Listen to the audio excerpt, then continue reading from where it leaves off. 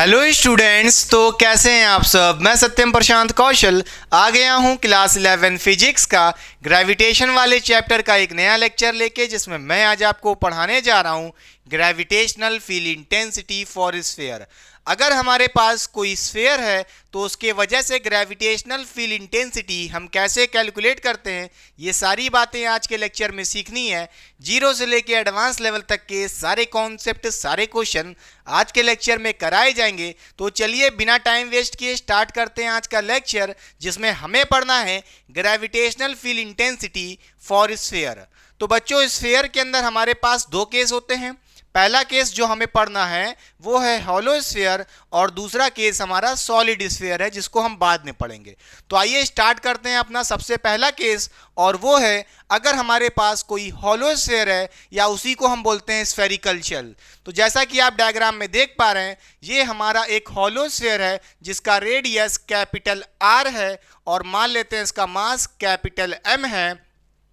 और आपको पता होगा कि जो हॉलो स्फीयर होता है उसका सारा का सारा मास उसके सरफेस पे डिस्ट्रीब्यूटेड होता है, सिर्फ और सिर्फ सरफेस पे डिस्ट्रीब्यूटेड होता है। इनसाइड मास जीरो होता है। देखने में तो ये एक 2D फिगर लग रहा होगा, मगर एक्चुअली में जब आप इसको इमेजिन करेंगे तो ये एक 3D फिगर है। हॉलो स्फीयर जैसे एक फुटबॉल होती है, देखा है कि नहीं देखा है। जब आप उसको काटोगे तो अंदर से खोखली होती है। क्लियर? अच्छा, अब इस हॉलो स्फीयर के रिस्पेक्ट में हमको 3 पॉइंट्स गिवन है। पहला पॉइंट P है जो इस हॉलो स्फीयर के आउटसाइड कहीं रखा है। दूसरा पॉइंट S है जो इस हॉलो स्फीयर के सरफेस पे कहीं रखा है। तीसरा पॉइंट Q है जो इस हॉलो स्फीयर के कहीं इनसाइड रखा है। हमें इन तीनों पॉइंट्स के ऊपर ग्रेविटेशनल फील्ड इंटेंसिटी कैलकुलेट करना सीखना है। तो आइए स्टार्ट करते हैं सबसे पहले पॉइंट, जो एक आउटसाइड पॉइंट है P। अगर हम बात करें इस P पॉइंट के डिस्टेंस की from the hollow sphere centre, centre से मान लेते हैं इसका डिस्टेंस स्मॉल r है। क्लियर? अच्छा, एक बात बताइएगा बच्चों कि जो ये हॉलो स्फीयर है इसका सारा का सारा मास सरफेस पे डिस्ट्रीब्यूटेड है, मगर एक्ट कहाँ करेगा। मैंने आपको बताया था सेंटर ऑफ मास वाले कॉन्सेप्ट में कि बॉडी का सारा मास कहाँ पे कंसंट्रेटेड होता है, उसके सेंटर ऑफ मास पे। तो हम कह सकते हैं कि इस हॉलो स्फीयर का सारा मास इसके सेंटर ऑफ मास पे एक्ट कर रहा होगा। क्लियर? अच्छा, और मैंने आपको बताया था कि अगर आपके पास कोई कैपिटल M मास है और उस मास से स्मॉल r डिस्टेंस पे कोई पॉइंट है, तो उस पे ग्रेविटेशनल फील्ड इंटेंसिटी कैसे कैलकुलेट करते हैं, उसका फॉर्मूला मैंने आपको प्रीवियस लेक्चर में डराइव करवाया था। वो होता था, बोलिए बच्चों, G equals to GM upon distance का स्क्वायर। ध्यान से देखिए बच्चों, G क्या है यहाँ पे, gravitational field intensity. Capital G क्या है, universal gravitational constant. M mass है और R यहाँ पे डिस्टेंस है। देखिए, ये हमारा मास था कैपिटल M, उससे R डिस्टेंस पे ये पॉइंट रखा था, तो उस पॉइंट पे ग्रेविटेशनल फील्ड इंटेंसिटी कितनी आएगी बच्चों, जल्दी बताइए। GM upon R square. एक बात और नोट करिएगा प्यारे बच्चों कि जब ये पॉइंट इस हॉलो स्फीयर के कहीं आउटसाइड रखा है, तो उस केस में इस डिस्टेंस की वैल्यू, या कह लो स्मॉल r की value greater than capital R होगी, रेडियस से बड़ी होगी। तो नोट करिएगा, अगर कोई पॉइंट P बाहर रखा है, हॉलो स्फीयर के आउटसाइड है, तो उसके लिए स्मॉल r की value greater than capital R होगी। क्लियर? अच्छा, तो हमने आउटसाइड वाले पॉइंट के लिए ग्रेविटेशनल फील्ड इंटेंसिटी कैलकुलेट कर ली है। कितनी आ रही है, GM upon R square. Clear? चलिए बच्चों, अब क्या करते हैं सरफेस वाले पॉइंट के ऊपर, यानी कि S पॉइंट के ऊपर।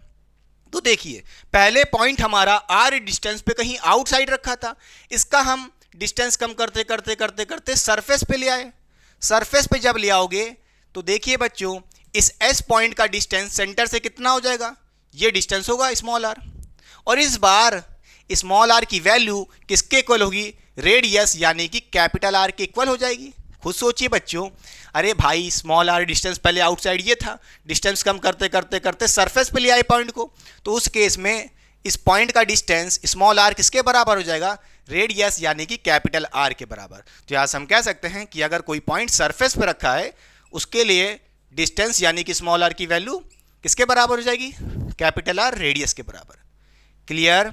अच्छा बच्चों, अब जरा इस एस पॉइंट से देखिए, आर डिस्टेंस पे मास रखा है, उसके वजह से ग्रेविटेशनल फील्ड इंटेंसिटी इस पॉइंट एस के ऊपर क्या होगी?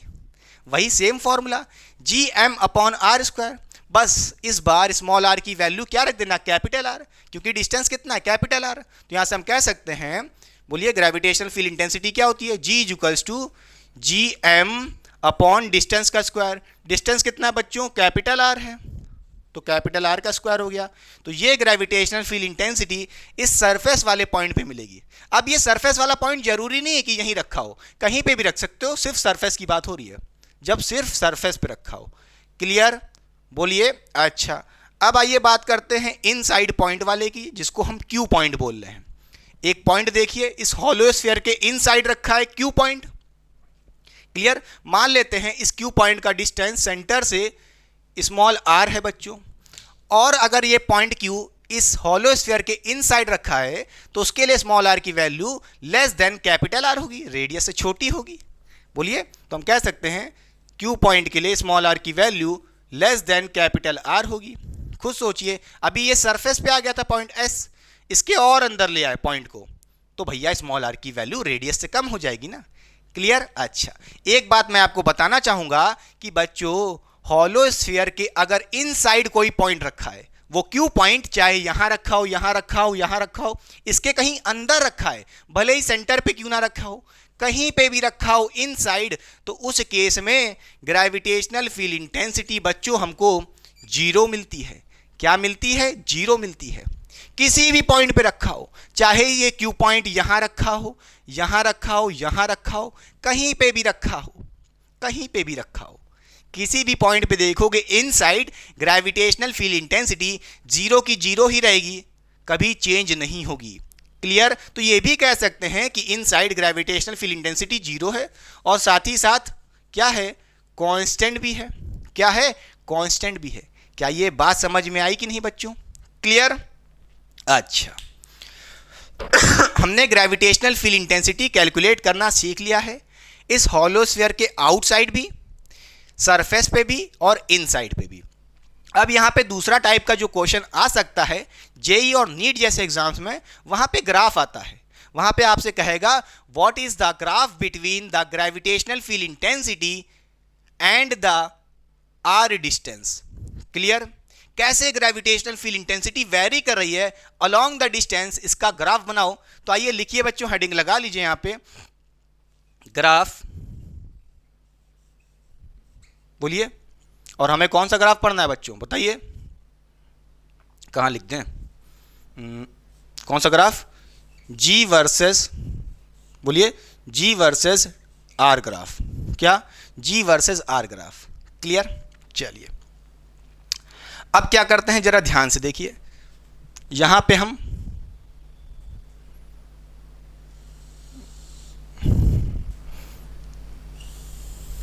ठीक है, ये हमारी हो गई वाई एक्सिस।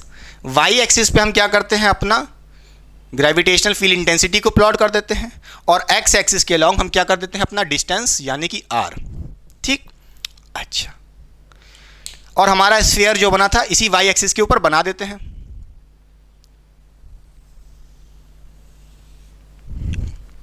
इसका रेडियस कितना था बच्चे? कैपिटल आर था। अच्छा, और यहां से अगर हम एक लाइन डॉटेड डॉटेड बना दें सरफेस से, देखिए ये हो गया हमारा सरफेस वाला पॉइंट। ये क्या है? सरफेस वाला पॉइंट। क्या है? सरफेस वाला पॉइंट। क्लियर? अच्छा, अगर इस सरफेस के अंदर आते हैं तो ये हो जाएगा इनसाइड वाली कहानी। क्या हो जाएगी? इनसाइड वाली कहानी हो जाएगी प्यारे बच्चे। क्या हो जाएगी? इनसाइड वाली कहानी। अगर आपका पॉइंट कहीं इस हॉलो स्फीयर के इनसाइड रखा है, यहां रखा है, यहां रखा है, यहां रखा है, यहां रखा है, तो वहां पे ग्रेविटेशनल फील्ड इंटेंसिटी कितनी होती है बच्चों? जीरो होती है। क्या होती है? जीरो होती है। अच्छा, जीरो होती है, और साथ ही साथ आपने देखा कांस्टेंट भी है। किसी भी पॉइंट पे रखो inside the sphere, inside the hollow sphere की बात हो रही है, वहां पे ग्रेविटेशनल फील्ड इंटेंसिटी जीरो होती है। तो कैसा ग्राफ होगा? पहली बात तो जीरो भी है और कांस्टेंट भी है, तो ग्राफ ऐसे रहेगा, बेस से चिपका हुआ। क्लियर? अच्छा, फिर देखिए बच्चों, जब आप इन साइड से सरफेस पे आ गए, क्या आ गए, सरफेस पे आ गए। सरफेस पे आपकी स्मॉल आर की वैल्यू कितनी आ गई थी, बोलिए, कैपिटल आर के बराबर आ गई। और सरफेस पे ग्रेविटेशनल फील्ड इंटेंसिटी नोट करिएगा, मैक्सिमम होती है G M upon R square, G upon M upon capital R square. बोलिए क्या होती है यहाँ पे ग्रेविटेशनल फील्ड इंटेंसिटी, मैक्सिमम होती है सरफेस पे। अभी बताते हैं क्यों होती है, सब बताएंगे। देखिए सरफेस पे ग्रेविटेशनल फील्ड इंटेंसिटी कितनी मिलती है, g equals to G M upon capital R square, maximum gravitational field intensity. तो इनसाइड अभी ग्रेविटेशनल फील्ड इंटेंसिटी जीरो थी और कांस्टेंट थी, और जैसे ही सरफेस पे पहुंचे वहां पे ग्रेविटेशनल फील्ड इंटेंसिटी टप से मैक्सिमम हो गई। क्या हो गई, मैक्सिमम हो गई, इसलिए ग्राफ ऊपर गया झट से, सडनली मैक्सिमम। क्लियर। अच्छा अब आइए देखते हैं इसके आउटसाइड वाली कहानी। क्या देखते हैं, आउटसाइड वाली कहानी। बोलिए आउटसाइड वाली कहानी देखते हैं। आउटसाइड क्या हो रहा है, देखिए बच्चों, ग्रेविटेशनल फील्ड इंटेंसिटी कैसे वेरी कर रही है डिस्टेंस के स्मॉल आर के। तो आप देखेंगे जो ग्रेविटेशनल फील्ड इंटेंसिटी है वो इन्वर्सली प्रोपोर्शनल है डिस्टेंस के स्क्वायर के बच्चों। देखिए g is inversely proportional to the small R square. अच्छा इसका मतलब क्या है, जैसे जैसे अगर आप r की वैल्यू बढ़ाओगे, r यानी कि पॉइंट की डिस्टेंस की वैल्यू बढ़ाओगे, उतनी कम ग्रेविटेशनल फील्ड इंटेंसिटी होती जाएगी। जरा ध्यान से देखिए, क्योंकि यहाँ पे इन्वर्सली प्रोपोर्शनल है एक दूसरे के। तो अगर r की वैल्यू आप इंक्रीज करोगे तो ग्रेविटेशनल फील्ड इंटेंसिटी क्या करेगी, डिक्रीज करेगी, क्योंकि इन्वर्सली प्रोपोर्शनल है। और किस तरह डिक्रीज करेगी, इस तरह कर्व पाथ पे। कैसे, कर्व पाथ पे, क्योंकि यहां पे देखिए फंक्शन स्क्वायर है बेटा, डिस्टेंस का स्क्वायर है। समझ रहे हो कि समझ रहे हो। तो आउटसाइड स्फीयर क्या होगा बच्चों, ग्रेविटेशनल फील्ड इंटेंसिटी जैसे जैसे स्फीयर के दूर जाओगे, पॉइंट पी का डिस्टेंस स्मॉल आर की वैल्यू बढ़ाते जाओगे, जी की वैल्यू कम होती जाएगी। और किस तरह कम होगी, बोलिए बच्चों, इस तरह कम होगी, कर्व वाला। क्यों कर्व वाला, क्योंकि यहां पे g is the function of, किस पे डिपेंड कर रहा है, आर स्क्वायर पे, आर नहीं आर स्क्वायर है, इसलिए ये वाला डिक्रीजिंग। क्लियर, समझ गए।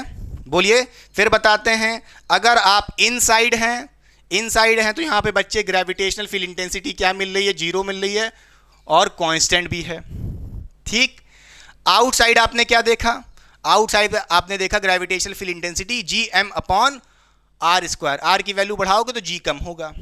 क्लियर।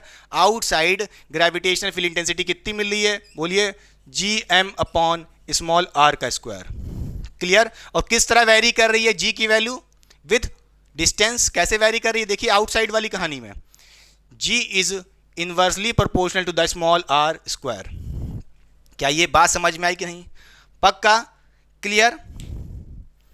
बोलिए बच्चों, आपने देखा inside gravitational field intensity zero है और कांस्टेंट है, तो ग्राफ कैसे है, बेस से एकदम कांस्टेंट है, चेंज नहीं हो रहा। ग्रेविटेशनल फील्ड इंटेंसिटी जीरो की जीरो है इनसाइड, चाहे आप यहाँ हो, चाहे आपका पॉइंट यहाँ हो, यहाँ हो, यहाँ हो, किसी भी पॉइंट पे हो, जब तक आप इनसाइड हो तो ग्रेविटेशनल फील्ड इंटेंसिटी जीरो और कांस्टेंट। जैसे सरफेस पे पहुंचे, देखिए बच्चों सरफेस के लिए मैक्सिमम ग्रेविटेशनल फील्ड इंटेंसिटी मिलती है। Clear, maximum. तो यहाँ पे ग्राफ सम से ऊपर भागा, कैसा, ऊपर भागा। फिर सरफेस से जैसे दूर भागे, डिस्टेंस बढ़ाओगे पी का डिस्टेंस बढ़ाओगे, आउटसाइड बढ़ोगे, तो ग्रेविटेशनल फील्ड इंटेंसिटी डिक्रीज होती जा रही है, कम होती जा रही है जी की वैल्यू। क्लियर। अच्छा, कई बच्चों के मन में एक छोटा सा सवाल होगा कि inside gravitational field intensity zero कैसे है, कैसे जीरो है। आइए प्यार से समझाते हैं। ये हमारा स्फीयर है प्यारे बच्चे, ठीक है। इसके मान लीजिए इनसाइड कोई पॉइंट रखा है Q, ये कोई Q पॉइंट है। यहां पे ग्रेविटेशनल फील्ड इंटेंसिटी जीरो कैसे मिली, आप ये कैसे कह रहे हो, ये बताओ हमें। आइए इसका रीजन समझाते हैं। देखिए बच्चों, इस पॉइंट से जरा ऊपर की तरफ मास देखो। हम इस स्फीयर को दो हिस्सों में काट लेते हैं, एक ऊपर वाला हिस्सा दिख रहा है, इस पॉइंट के ऊपर वाला हिस्सा, ये वाला मास, क्या, ये वाला मास। अब देखिए ये वाला मास ऊपर की तरफ, और आपने पढ़ा था ग्रेविटेशनल फील्ड इंटेंसिटी का डायरेक्शन क्या होता है, बोलिए बच्चों, टुवर्ड द मास। बोलिए टुवर्ड द मास। तो इस पॉइंट पे ग्रेविटेशनल फील्ड इंटेंसिटी ऊपर की तरफ मिल रही होगी, जी ऊपर की तरफ, जी इधर भी ऊपर की तरफ, जी ऐसे मिल रही होगी, ठीक है। ऊपर बहुत छोटा सा मास है तो भाई ग्रेविटेशनल फील्ड इंटेंसिटी इस क्यू पॉइंट के ऊपर की तरफ थोड़ी बहुत मिल रही होगी। अच्छा नीचे जरा देखिए, ये वाला मास, ये वहां से देखिए, ये वाला मास, यहां से मास, ये वाला, तो इसके वजह से ग्रेविटेशनल फील्ड इंटेंसिटी किधर मिल रही होगी? Toward the mass. बोलिए, पॉइंट से टुवर्ड द मास, पॉइंट से टुवर्ड द मास। अब कई बच्चों के मन में सवाल तो ये होगा कि बच्चे ये देखिए, आप सोच रहे होगे जी की वैल्यू किस पे डिपेंड करती है? मास पे भी डिपेंड करती है और आर यानी कि डिस्टेंस पे भी डिपेंड करती है। कई बच्चों के मन में ये सवाल होगा कि इस क्यू पॉइंट के ऊपर net gravitational field intensity zero कैसे हो गई? कैसे जीरो होगी? आगे जरा बताते हैं। देखिए, जो ऊपर वाला मास है, छोटा सा मास, आप कहोगे मास कम है, मास कम होगा तो जी की वैल्यू कम होगी। तो इस पॉइंट के ऊपर जो ऊपर की तरफ ग्रेविटेशनल फील्ड इंटेंसिटी मिल रही है जी, वो कम होनी चाहिए, और नीचे मास ज़्यादा है और नीचे की तरफ ग्रेविटेशनल फील्ड इंटेंसिटी तो ज़्यादा होनी चाहिए। मास ज़्यादा है नीचे की तरफ तो नीचे ग्रेविटेशनल फील्ड इंटेंसिटी ज़्यादा, ऊपर कम। तो भैया नेट जीरो कैसे हो सकता है? भैया जरा ध्यान से देखो, जी की वैल्यू मास पे भी डिपेंड कर रही है और आर डिस्टेंस पे भी तो डिपेंड कर रही है। जरा ध्यान से देखो, ये मास जो आप देख रहे हो थोड़ा सा मास है, छोटा सा मास है, मगर यहाँ से देखिए डिस्टेंस बहुत छोटा है। इस पॉइंट से देखिए यहाँ तक का डिस्टेंस बहुत कम है। डिस्टेंस कम होगा तो जी की वैल्यू बढ़ेगी कि नहीं बढ़ेगी? तो ऊपर वाले मास के लिए मास भले कम है, मगर ये मास इस पॉइंट के ज़्यादा करीब है, जिसके वजह से ग्रेविटेशनल फील्ड इंटेंसिटी ज़्यादा बढ़ जाएगी। क्लियर? और जो नीचे वाला मास है, बोलिए नीचे वाला मास है, वो ज़्यादा भले है, मगर ये मास देखिए बहुत डिस्टेंस पे रखा है, इस पॉइंट से बहुत डिस्टेंस पे रखा है। क्लियर? तो इसका मतलब ये है कि भाई ओवरऑल सब कुछ बैलेंस हो जाएगा। इस पॉइंट के ऊपर ग्रेविटेशनल फील्ड इंटेंसिटी जीरो ही होगी। क्लियर? पक्का समझ गए? अच्छा, कोई दिक्कत की बात नहीं है। कई बच्चों के मन में सवाल होगा, ग्रेविटेशनल फील्ड इंटेंसिटी कैलकुलेट करना सीख गए, डायरेक्शन क्या होगा? अरे भाई ये तो प्रीवियस लेक्चर में भी बताए थे। क्या? टुवर्ड द मास, जिस पॉइंट से देख रहे हो टुवर्ड द मास। अच्छा, इस हॉलो स्फीयर का सारा मास कहाँ पे एक्ट कर रहा है? इसके सेंटर पे एक्ट कर रहा है सारा का सारा मास। तो भैया इस पॉइंट पी के अबाउट अगर मैं पूछूं डायरेक्शन क्या होगा जी का, तो आप कहोगे आउटवर्ड से टुवर्ड द मास, ये होगा ग्रेविटेशनल फील्ड इंटेंसिटी। इस पॉइंट से टुवर्ड द सेंटर, बोलिए toward the center of hollow sphere, इसके तरफ होगा, आउटवर्ड से toward the centre. S point पे देखो तो किधर होगा? Toward the centre. और खाली अगर इनसाइड देख रहे हो वहां तो ग्रेविटेशनल फील्ड इंटेंसिटी जीरो ही है। क्लियर? पक्का समझ गए? बोलिए। अच्छा, एक बात और बताना चाहूंगा, कई बुकों में जब आपने देखा होगा कि भाई यहाँ पे gravitational field intensity vector form में लिखेंगे। क्या? जब वेक्टर फॉर्म में लिखते हैं तो क्या करते हैं, यहाँ माइनस आ जाता है, यहाँ माइनस आ जाएगा और यहाँ पे लिख देंगे आर कैप। क्यों हो जाता है ऐसा? देखिए आर कैप क्या, एक यूनिट वेक्टर। देखिए ये आर डिस्टेंस था, बोलिए इस पोजिशनल वेक्टर आर का डायरेक्शन क्या होगा? बोलिए आउटवर्ड। अगर ये ओरिजिन है तो यूनिट वेक्टर आर कैप किधर होगा? इस तरफ होगा। आर कैप इस तरफ है, यूनिट वेक्टर का डायरेक्शन देखिए इस तरफ है, उसके अपोजिट में है, उसके एंटी पैरेलल है ग्रेविटेशनल फील्ड इंटेंसिटी, इसलिए यहाँ पे ये माइनस आया है और साथ में एक आर कैप यूनिट वेक्टर आया है। क्लियर? चाहे तो आप ऐसे भी याद कर सकते हो, आर कैप हटा दो, चलो सिर्फ मैग्नीट्यूड याद रख लो। बस याद रखना ग्रेविटेशनल फील्ड इंटेंसिटी नेगेटिव में होती है। क्यों नेगेटिव होती है? क्योंकि अट्रैक्टिव नेचर की है, अट्रैक्टिव नेचर की है। क्लियर? इस पॉइंट पे देखो, चाहे तो आप यहां भी लगा सकते हो माइनस और यहां पे वेक्टर फॉर्म में, और साथ में आर कैप लगा देना, क्योंकि आर कैप इस डायरेक्शन में है, उसके अपोजिट में है ग्रेविटेशनल फील्ड इंटेंसिटी, इसलिए यहां पे नेगेटिव लग रहा है। चाहे ऐसे लिख लो वेक्टर फॉर्म में, या यहां पे ये यूनिट कैप हटा दो, कोई मतलब नहीं है, ठीक है, और माइनस भी हटा दो फिर। क्लियर? बोलिए, समझ गए बच्चे? क्लियर? चलिए, तो ये था पूरा ओवरऑल हॉलो स्फीयर की कहानी। अब आइए देखते हैं सॉलिड स्फीयर की क्या कहानी है। साइड हो रहा है, कॉपी करिए। तो आइए बच्चों, चलिए पढ़ते हैं gravitational field intensity due to solid sphere. जैसा कि आप डायग्राम में देख पा रहे होगे, हमारे पास ये एक सॉलिड स्फीयर है जिसका रेडियस कैपिटल आर है और मास कैपिटल एम है। सॉलिड स्फीयर कैसा होता है? उसका सारा का सारा मास उसके इनसाइड भी प्रेजेंट होता है और सरफेस पे भी प्रेजेंट होता है। जैसे आपने लेदर की बॉल देखी होगी, जब उसको काटोगे तो भैया वो अंदर से खोखला नहीं होता है, मांस भरा हुआ होता है। क्लियर? तो हमें इस सॉलिड स्फीयर के रिस्पेक्ट में सेम 3 पॉइंट गिवन है। एक P पॉइंट जो इस सॉलिड स्फीयर के आउटसाइड रखा है, एक S पॉइंट है जो इसके सरफेस पे रखा है, और एक Q पॉइंट है जो इस सॉलिड स्फीयर के कहीं इनसाइड रखा है। हमें इन तीनों पॉइंट्स के ऊपर ग्रेविटेशनल फील्ड इंटेंसिटी कैलकुलेट करना सीखना है। तो आइए ध्यान से देखिए बच्चों, अगर हम बात करें सबसे पहले इस P पॉइंट की जो एक आउटसाइड पॉइंट है। क्या बच्चों? अगर हम बात करें यहाँ पे आउटसाइड वाले पॉइंट की, जिसको हम क्या बोल रहे हैं, P पॉइंट। क्लियर? तो इस P पॉइंट का अगर मैं पूछूं डिस्टेंस क्या है इस सॉलिड स्फीयर के सेंटर से, तो मान लेते हैं ये P point small r distance पे है। क्लियर? अच्छा, जब आप इस P पॉइंट से देखोगे तो आपको क्या दिखेगा? क्या दिखेगा? एक स्फीयर, या समझ लो एक मास, जिसका मास कैपिटल M है। हाँ या ना बच्चों? अरे भाई, इस सॉलिड का सारा मास कहाँ पे कंसंट्रेटेड होगा? इसके सेंटर पे। तो इस सेंटर से देखिए बच्चों, एक मास कैपिटल M है और उससे r डिस्टेंस पे कोई पॉइंट P है। इसके ऊपर ग्रेविटेशनल फील्ड इंटेंसिटी निकालना है। तो क्या होगी? आपने अभी पढ़ा था कि ग्रेविटेशनल फील्ड इंटेंसिटी क्या होगी बच्चों? बोलिए, Gm अपॉन डिस्टेंस का स्क्वायर। क्लियर बच्चों? मास क्या है इस सॉलिड स्फीयर का? मास। r क्या है? Distance of point P from the center of the sphere. Clear? अच्छा, और आपको यह भी पता होगा कि अगर आउटसाइड कोई पॉइंट है तो उसके लिए स्मॉल r की value greater than capital R होगी, रेडियस से बड़ी होगी। तो ये बात तो नोट करिएगा पहली तो। क्लियर?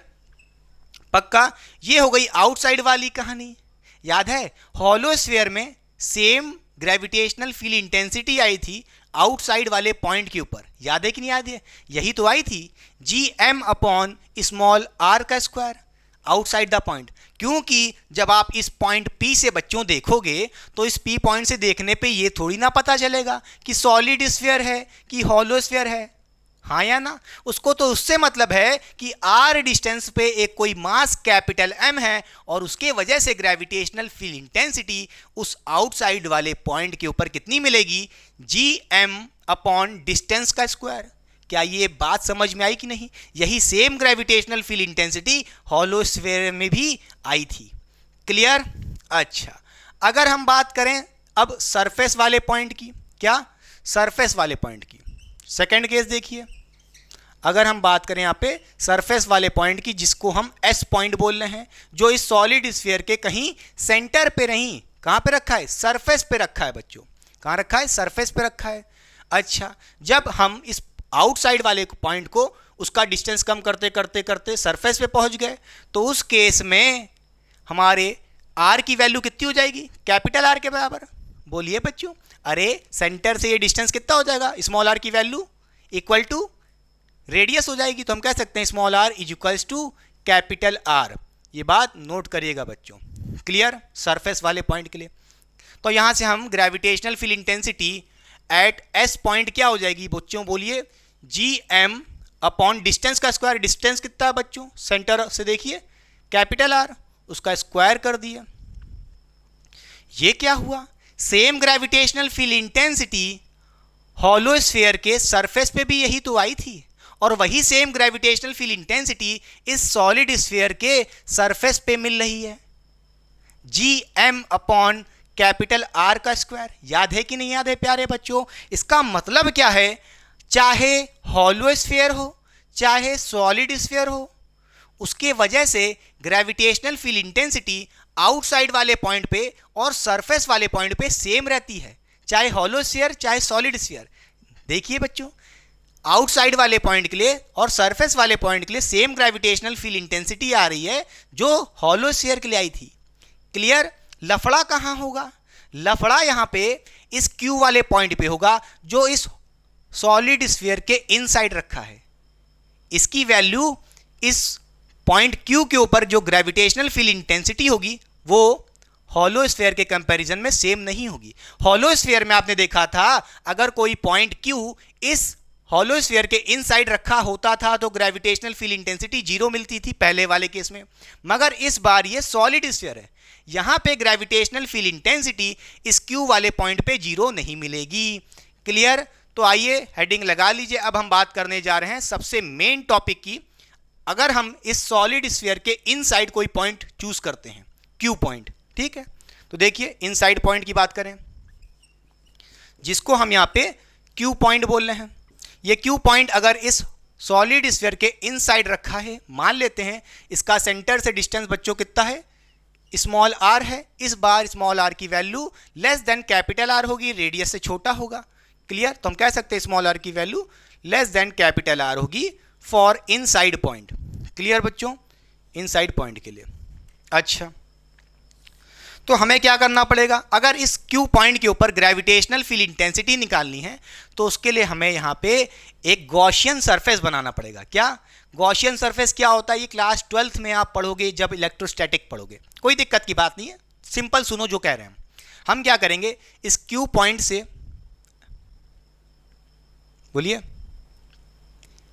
एक ऐसा छोटा सा सॉलिड स्फीयर काट लेंगे। क्या करेंगे? हम इस क्यू पॉइंट से आर डिस्टेंस पे या कह लो स्मॉल आर रेडियस पे एक छोटा सा स्फीयर, छोटा सा सॉलिड स्फीयर काट लेंगे। क्लियर? उसको चलिए जरा बाहर निकालते हैं, रिप्रेजेंट करते हैं।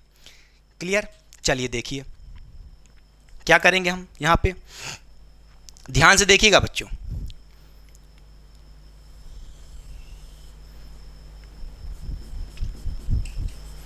ठीक है, ये छोटा सा हमने सॉलिड स्फीयर निकाल लिया है, ठीक। और जो इसके ऊपर आपको ये दिख रहा है, ये ऊपर से लेयर, एक ऊपर बड़ी वाली लेयर दिख रही है, वो एक शेल की तरह लग रही है कि नहीं लग रही है? हम क्या करेंगे, थोड़ा सा स्पेस क्रिएट कर देंगे। क्या करेंगे? स्पेस क्रिएट कर देंगे। जरा ध्यान से देखिए, जरा ध्यान से देखिए बच्चों, हमने क्या किया है, इस क्यू पॉइंट से एक छोटा सा सॉलिड स्फीयर निकाल लिया। ये छोटा सा दिख रहा है जो आपको, क्या निकाल लिया? एक छोटा सा सॉलिड स्फीयर निकाल लिया। फिर इस क्यू पॉइंट से मैंने क्या किया, थोड़ा सा स्पेस क्रिएट कर दिया, धक्का मार के स्पेस क्रिएट कर दिया। बोलिए, स्ट्रेच किया, स्ट्रेच किया तो देखिए स्पेस क्रिएट हो गया, ये बीच में स्पेस दिख रहा है। फिर ये ऊपर की शेल दिख रही है, देखिए ऊपर की तरफ शेल दिख रही है। और जो हमारा पॉइंट क्यू था वो कहाँ था बच्चों? यहाँ पे था कहीं। ये हमारा पॉइंट क्यू है। हमें इस क्यू पॉइंट के ऊपर ग्रेविटेशनल फील्ड इंटेंसिटी कैलकुलेट करनी है। क्या? हमें इस क्यू पॉइंट के ऊपर ग्रेविटेशनल फील्ड इंटेंसिटी कैलकुलेट करनी है। कैसे कैलकुलेट करोगे? अब जरा देखिए हमने किया है, फिर बताता हूं। इस बड़े से सॉलिड स्फीयर पे जिस पॉइंट के ऊपर, इनसाइड पॉइंट के ऊपर हमें ग्रेविटेशनल फील्ड इंटेंसिटी निकालनी थी, उतने डिस्टेंस को मैंने रेडियस मान के उतना छोटा सा एक सॉलिड स्फीयर निकाल लिया। उसके अंदर जितना भी मास आया वो ये है बच्चों, ठीक है। अब ये बच्चों नोट करिएगा, जो अंदर वाला जो स्फीयर देख रहे हो, ये इसका मास m नहीं रहेगा, अब कुछ कम हो जाएगा ना। अरे छोटा सा स्फीयर है ना, तो मान लेते हैं m डैश होगा। क्लियर बच्चों? पक्का? अब जरा ध्यान से देखिए, ये जो अंदर वाला आपको दिख रहा है, ये क्या है? ये हमारा एक सॉलिड स्फीयर है। नोट करिएगा, क्या है? सॉलिड स्फीयर है, जिसका मास अब बच्चों कितना हो गया होगा? m dash. पहले पूरे का मास कितना था? Capital M। समझ रहे हो कि नहीं समझ रहे हो? क्लियर? अच्छा, हमने एक छोटा सा मास क्रिएट कर लिया, छोटा सा मास क्रिएट कर लिया, उसको धक्का मारा, फिर ऊपर वाली शेल देखिए अलग हो गई है, बीच में स्पेस क्रिएट कर दी। पक्का? अच्छा, अब जरा देखिए, ये हो गया बीच वाला सॉलिड स्फीयर, और ये जो बाहर वाला आप देख रहे हो, ये क्या है? ये एक शेल बन गई, हॉलो स्फीयर बन गया। देखिए बड़ा वाला एक हॉलो स्फीयर बन गया है, या कह लो शेल बन गया। क्लियर? बोलिए बच्चों। अब इस क्यू पॉइंट के ऊपर ग्रेविटेशनल फील्ड इंटेंसिटी कौन कौन लगाएगा? पहला तो ये जो सॉलिड स्फीयर है, सॉलिड स्फीयर के सरफेस पे ये क्यू पॉइंट रखा है, उसके वजह से ग्रेविटेशनल फील्ड इंटेंसिटी, और साथ ही साथ प्लस कर देंगे gravitational field intensity of shell. ये जो ऊपर वाला शेल दिख रहा है, उसके इनसाइड ये क्यू पॉइंट रखा है, उसके वजह से ग्रेविटेशनल फील्ड इंटेंसिटी। इस पॉइंट Q के ऊपर ग्रेविटेशनल फील्ड इंटेंसिटी किसके वजह से आएगी? एक तो सॉलिड स्फीयर के सरफेस के ऊपर ये पॉइंट रखा है, प्लस शेल के इनसाइड रखा है, ये जो बाहर वाला दिख रहा है उसके अंदर रखा है, उसके वजह से भी ग्रेविटेशनल फील्ड इंटेंसिटी इस Q पॉइंट के ऊपर ऐड करनी पड़ेगी। क्या ये बात समझ में आई कि नहीं? पक्का? अच्छा, तो यहाँ पे हम क्या कह सकते हैं बच्चों?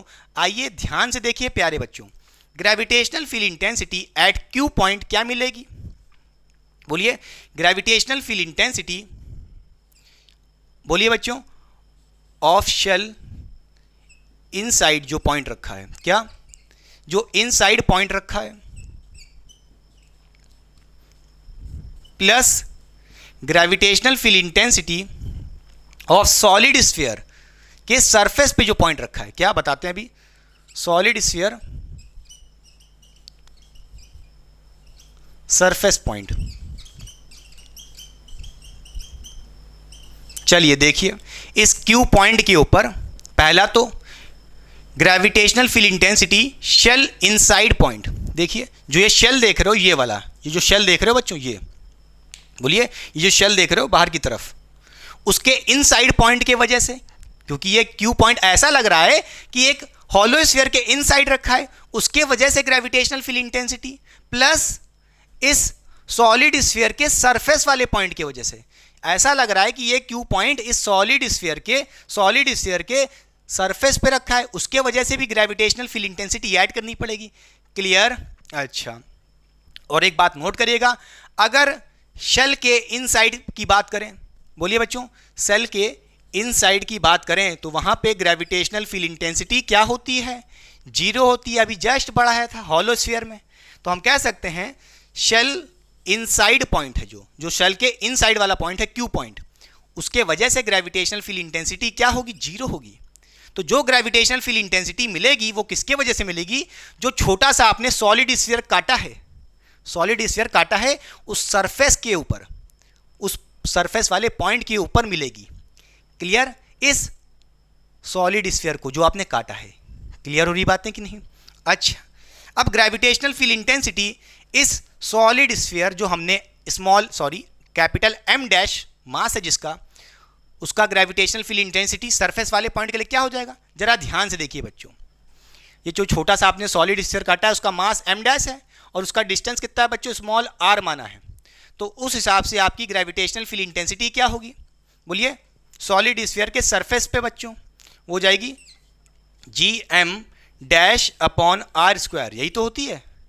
अरे बच्चों, ये मास कितना है? M डैश, इस M डैश से Q पॉइंट तक का डिस्टेंस स्मॉल r है, डिस्टेंस है स्मॉल r, तो भैया Gm dash upon r²।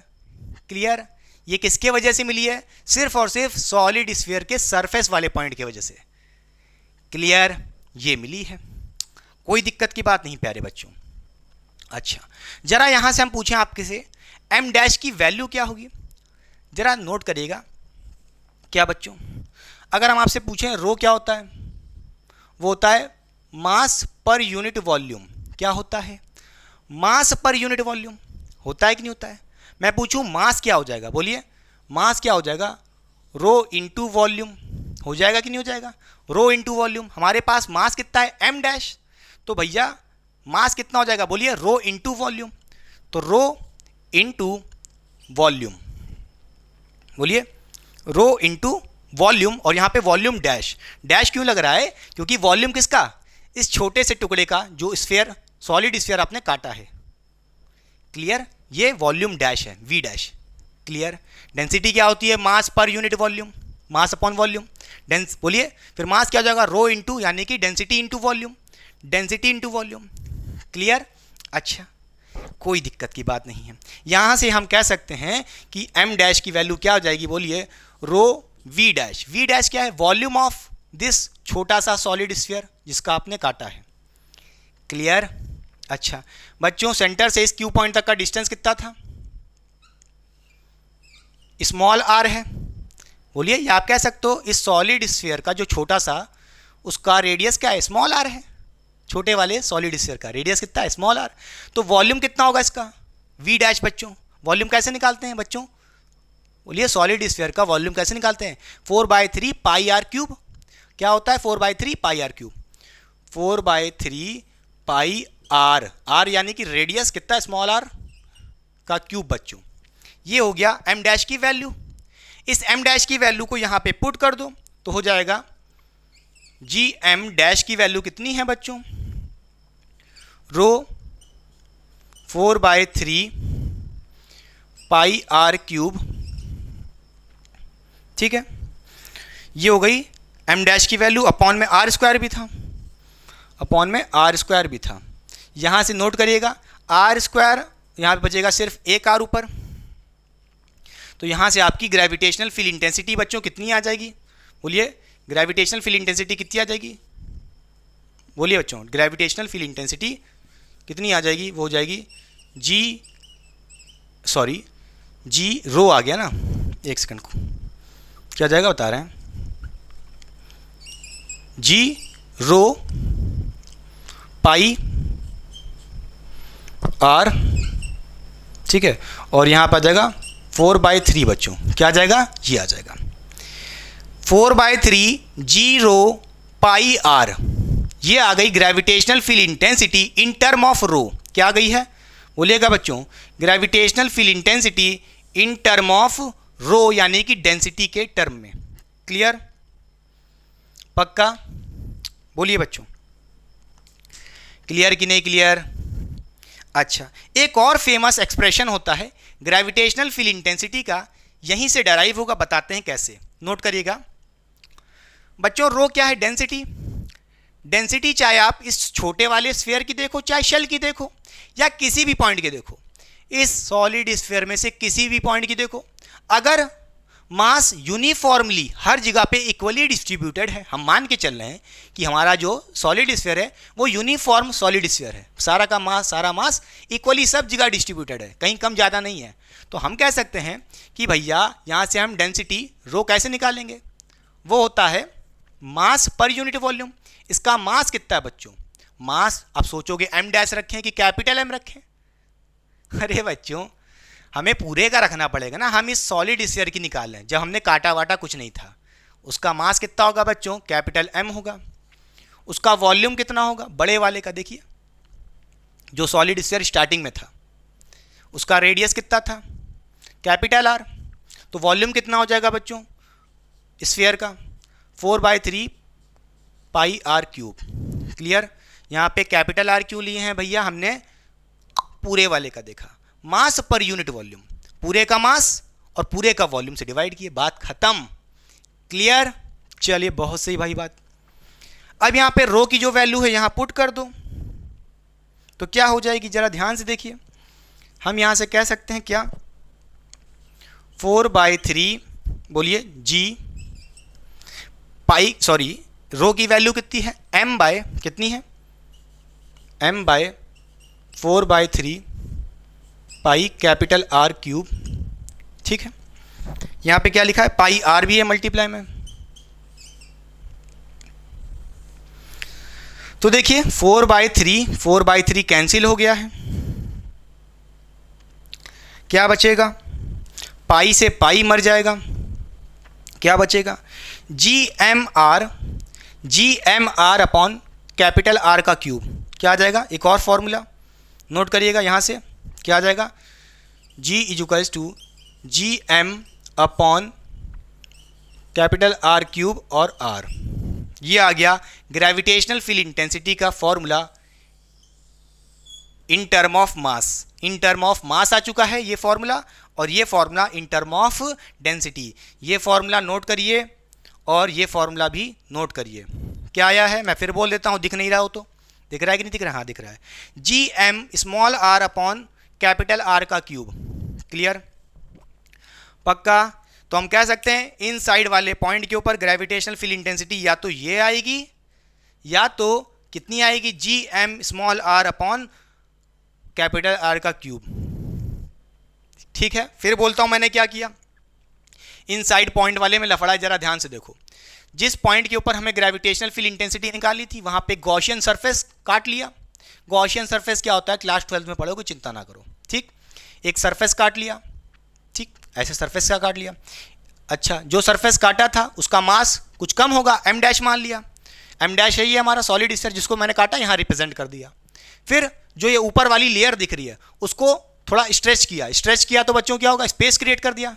Space दिख रही है जो आपको, ये स्पेस क्रिएट कर दिया। स्पेस क्रिएट कर दोगे तो ये किसकी तरह दिखेगा, शेल की तरह दिखेगा। और ये बीच वाला कैसा दिखेगा, सॉलिड स्फीयर की तरह दिखेगा। तो यहाँ पे ग्रेविटेशनल फील्ड इंटेंसिटी इनसाइड वाले पॉइंट के ऊपर, बोलिए, एक तो शेल की वजह से आएगी, शेल के इनसाइड पॉइंट क्यू की वजह से आएगी जो कि 0 होगी। और सॉलिड स्फीयर जो अंदर दिख रहा है, सॉलिड स्फीयर उसके सरफेस पे ये पॉइंट रखा है, उसके वजह से ग्रेविटेशनल फील्ड इंटेंसिटी ऐड कर देंगे। जो निकालते जाएंगे यही आता जाएगा। स्लाइड हो रहा हूँ, कॉपी करिए, फिर करते हैं ग्राफ सॉलिड स्फीयर का।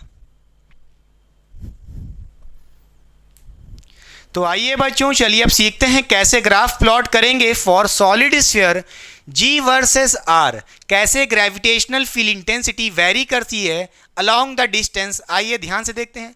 अगर हम बात करें आउटसाइड वाले पॉइंट की, तो सॉलिड स्फीयर में आपने ग्रेविटेशनल फील्ड इंटेंसिटी क्या कैलकुलेट की थी, वो होती थी G equals to capital G m upon small r square. उसी तरह सरफेस वाले पॉइंट के लिए क्या थी, G equals to capital G m capital R का स्क्वायर। इनसाइड वाले पॉइंट के लिए ग्रेविटेशनल फील्ड इंटेंसिटी कितनी आई थी बच्चों, G इक्वल्स टू, बोलिए, 4/3 कैपिटल G रो पाई, बोलिए, R, वो भी कौन सा, स्मॉल r। एक तो ये फॉर्म था ग्रेविटेशनल फील्ड इंटेंसिटी का इन टर्म ऑफ डेंसिटी, या कह लो रो। अच्छा, एक और फॉर्मूला हमने डराइव किया था, वो क्या होता था बच्चों, G capital M small r upon capital R का क्यूब। ये होती थी ग्रेविटेशनल फील्ड इंटेंसिटी इनसाइड वाले पॉइंट के लिए। क्या ये बात समझ में आई कि नहीं। अब हमें यहाँ पे G versus R graph plot करना है, ठीक है, कोई दिक्कत की बात नहीं है। अगर हम बात करें बच्चों, सबसे पहले इनसाइड से चलते हैं, सॉलिड स्फीयर के इनसाइड चलते हैं। देखिए बच्चों, मान लीजिए ये हमारा स्फीयर था, ठीक है। अगर हम इस सॉलिड स्फीयर के इनसाइड हैं, इनसाइड है यानी कि सेंटर पे है, या कह लो इसके सेंटर ऑफ मास पे हैं, तो बच्चों अगर आपका कोई पॉइंट यहां पे रखा है, उसके लिए स्मॉल r की वैल्यू क्या होगी, स्मॉल r की वैल्यू क्या होगी, 0 होगी। अरे भाई, सरफेस पे होता तो कैपिटल R के बराबर होती। कम करते गए करते गए करते गए, सेंटर पे पहुंच गए, इसके सेंटर के लिए स्मॉल r की वैल्यू 0। तो बच्चों चाहे यहाँ पे 0 रखो चाहे यहाँ पे 0 रखो, ग्रेविटेशनल फील्ड इंटेंसिटी इनसाइड, वो भी कौन सा, सेंटर वाले पॉइंट के लिए, क्या, सेंटर वाले पॉइंट के लिए, सेंटर वाले पॉइंट के लिए बोल रहा हूँ, किसी भी पॉइंट के लिए नहीं। ये इनसाइड पॉइंट कहीं भी नहीं है, सिर्फ सेंटर की बात कर रहा हूँ। वहाँ पे ग्रेविटेशनल फील्ड इंटेंसिटी 0 मिलेगी, ठीक है, 0 मिलेगी। अब हम क्या करते हैं, अपने पॉइंट को कहाँ रखते हैं, अपने पॉइंट को इसके सेंटर ऑफ मास से किसी, मान लीजिए यहाँ पे रख दिए, यहाँ पे रख देते हैं। अपना कोई पॉइंट मान लेते हैं, यहाँ पे रख दिया हमने, ठीक है, मान लेते हैं क्यू पॉइंट, जो इनसाइड पॉइंट है क्यू पॉइंट, ठीक है। अब जैसे जैसे आप बढ़ोगे, देखिए बच्चों, जैसे जैसे यहाँ पे स्मॉल r है, इसकी डिस्टेंस मान लेते हैं स्मॉल r है, तो इसकी वजह से मास कितना आएगा, ये मास आएगा। आपने इस क्यू पॉइंट को इनसाइड रखा है, क्लियर, पक्का। अच्छा, जैसे जैसे स्मॉल r की वैल्यू बढ़ाओगे तो देखिए क्या होगा। अगर हम स्मॉल r की वैल्यू और बढ़ा दें इनसाइड में, तो देखिए मास बढ़ता जाएगा, और बड़ा मास हो गया, और ऊपर ले गए तो और बड़ा मास आएगा। जरा ध्यान से देखिए, जैसे जैसे स्मॉल r की वैल्यू इंक्रीज करते जाओगे, मास बढ़ता जाएगा अंदर की तरफ, इनसाइड मास बढ़ता जाएगा, हाँ या ना। जब स्मॉल r की वैल्यू बढ़ाओगे तो ये कह लो g की वैल्यू बढ़ेगी, क्योंकि देखिए बच्चों, यहाँ पे जो g है वो डायरेक्टली प्रोपोर्शनल है स्मॉल r के, डिस्टेंस के डायरेक्टली प्रोपोर्शनल है। r बढ़ाओगे तो g क्यों बढ़ रहा है, ध्यान से समझिए, इसका रीजन क्या है। स्मॉल r बढ़ाओगे तो उसके अंडर में रीजन ज़्यादा आएगा, मास ज़्यादा आएगा, मास ज़्यादा बढ़ेगा, m की वैल्यू बढ़ेगी तो g की वैल्यू बढ़ेगी, क्लियर, पक्का। r बढ़ाए तो g क्यों बढ़ रहा है, देखिए ध्यान से, g का फॉर्मूला क्या है, जी एम अपॉन, बोलिए G M R upon R cube. m की वैल्यू बढ़ेगी कि नहीं बढ़ेगी, r की वैल्यू बढ़ाओगे तो इसके अंडर जो सॉलिड स्फीयर अंदर आता जाएगा गॉसियन सरफेस में, मास इंक्रीज करेगा, मास इंक्रीज करेगा तो जी इंक्रीज करेगा, क्लियर। तो इनसाइड वाले पॉइंट में जैसे आप सेंटर से, बोलिए बच्चों, आउटसाइड जाओगे, सरफेस की तरफ जाओगे, मास बढ़ता जाएगा, ग्रेविटेशनल फील्ड इंटेंसिटी इंक्रीज करती जाएगी। और किस तरह इंक्रीज करेगी? बोलिए डायरेक्टली प्रोपोर्शनल है, G is directly proportional to the R। Clear? अच्छा, कोई दिक्कत की बात नहीं है। और जैसे ही आप सरफेस पे पहुंच गए, उस केस में क्या हो जाएगा? बोलिए small r equal to capital R, और क्या मिलेगा? ग्रेविटेशनल फील्ड इंटेंसिटी सरफेस वाले पॉइंट पे कितनी? Gm/r², और ये कांस्टेंट हो जाएगा। भाई बोलिए, सरफेस के किसी पॉइंट पे देखो, यहां देखो, यहां देखो, यहां देखो, अब स्मॉल r की वैल्यू कैपिटल R हो गई है। अब रेडियस थोड़ी ना चेंज होगा सरफेस पे, तो भैया ये सरफेस पे ग्रेविटेशनल फील्ड इंटेंसिटी फिर कांस्टेंट हो जाएगी। क्लियर? अच्छा, अब चलिए सरफेस के बाहर जाते हैं, आउटसाइड। बोलिए आउटसाइड जाओगे तो बच्चों देखिए, G की वैल्यू किस पे डिपेंड कर रही है? G की वैल्यू is inversely proportional to the R², यानी कि R की वैल्यू बढ़ाओगे तो G कम होगा इस बार, क्योंकि इनवर्सली प्रोपोर्शनल है। क्यों है? क्योंकि इनवर्सली प्रोपोर्शनल है। इस सॉलिड स्फीयर की अगर कोई आउटसाइड पॉइंट रखा है, उसका डिस्टेंस बढ़ाते गए बढ़ाते गए बढ़ाते गए, R की वैल्यू इंक्रीज कर रहे हो, इंक्रीज कर रहे हो, तो G की वैल्यू कम हो रही है, क्योंकि आउटसाइड वाली कहानी क्या है? R इंक्रीज करोगे तो G कम होगा। और किस तरह कम होगा? स्क्वायर है, ऐसे वाला कर्व कम होगा, कर्व वाला। क्लियर? पक्का? क्या ये बात समझ में आ रही कि नहीं? अच्छा चलिए, अब चलो ग्राफ को देखते हैं, अब अच्छे से प्लॉट कर लोगे। देखिए बच्चों, ये है हमारा सरफेस, ठीक है, ये हो गई सरफेस के इनसाइड वाली कहानी। क्या हो गई? सरफेस के इनसाइड वाली कहानी,